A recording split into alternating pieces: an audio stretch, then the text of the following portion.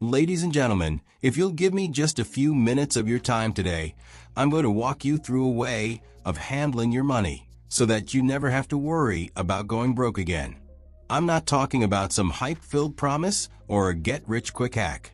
I'm not here to sell you courses, schemes, or secret tricks. What I want to share with you is a simple, practical plan.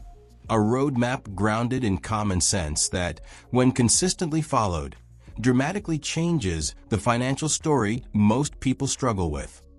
Imagine a life where you're not constantly judging every bill, every car repair, or every paycheck under the pressure of will this be enough? What I'm going to share isn't magical. It doesn't require you to become a financial genius, but it does require you to change how you think about and manage your money. And it starts with understanding how most people get stuck in the first place. Step 1. Understanding the paycheck-to-paycheck trap. The first step in breaking free from the constant stress over money is to honestly understand the cycle that traps so many of us. Most people live paycheck to paycheck because they have developed habits that leave their income and expenses too close to the same. You receive money, and almost immediately you send it out again to rent, food, bills, groceries, loan payments, and then all the extras like apps, dining out, or random impulse buys. Before you know it, that paycheck is gone, and you're left praying the next one comes soon. We tend to think money disappears because of bad luck or because life happens. But the truth is much simpler and more mathematical. If you spend everything you earn, you can't build security. Money isn't inherently complicated. It's just math. When your outflows match or exceed your inflows, you have no cushion for emergencies, no financial breathing room, and therefore no buffer to stay afloat when something unexpected comes. That is the paycheck-to-paycheck life. It's not some inherent flaw in our financial system. It's a flaw in how we allocate and prioritize our money. Step 2. Adopting a frugal mindset.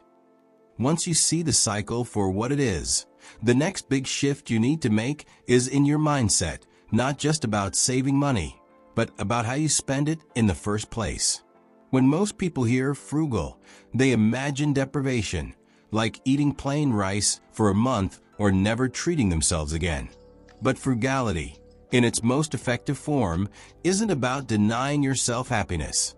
It's about eliminating wasteful spending so that your money is used intentionally. This could mean choosing a smaller place to live, driving a reliable but less expensive car, cutting back on subscriptions you barely use, packing lunch instead of eating out, or just thinking more critically about every purchase before it leaves your hands. It doesn't mean living like a hermit. It means making choices that align with your long-term goals rather than your short-term impulses. Frugality gives you more options because it frees up money that was previously leaking out on things that brought only temporary satisfaction. Step 3. Building and prioritizing an emergency fund. With a frugal mindset and a little extra cash freed up from wasteful spending, the next essential step is to pay yourself first. That means making savings, specifically an emergency fund, your first priority anytime you get paid. Instead of spending and then hoping something is left over, you carve out a portion of your income before anything else. An emergency fund is your financial shock absorber. It's what keeps a minor setback, like a car repair, medical bill, or temporary loss of income, from becoming a crisis that drags you deeper into stress. Most financial professionals recommend building up 3 to 6 months' worth of living expenses in cash that you can access quickly if needed. But the real magic happens in the discipline. You learn to value stability over instant gratification. You start treating that fund as sacred, and each deposit becomes a vote for your financial security. Many people never get past this step because they fail to prioritize saving. They hope they'll get around to it tomorrow, and tomorrow never comes. But if you commit today to setting up automatic transfers to a dedicated emergency savings account, you begin to break the cycle of dependency on your next paycheck. Step 4. Getting your money to work for you. Once your emergency fund is established, the next phase is about growth. You don't stop saving. You expand your financial activities to get your money working for you instead of only being consumed by expenses. At this stage, you start looking into investing tools like index funds, retirement accounts, or dividend-paying assets, options that historically have provided returns above inflation over the long run. This step shifts your mindset from survival to growth. Instead of simply protecting your money, you are now positioning it so it can produce returns. This doesn't mean high-risk speculation or gambling with what you have. It means investing in diversified assets that have long-term historical performance. Over time, the returns you earn can help expand your financial cushion and move you closer to true financial independence. But again, it's not a sprint, it's a marathon. Step 5. Diversifying your income. The final part of this plan goes beyond saving and investing. It encourages you to think creatively about income diversification. Relying on a single paycheck makes you vulnerable. A single job loss, health issue, or life change can devastate your finances. But when you build multiple streams of income, you start layering protection into your financial life.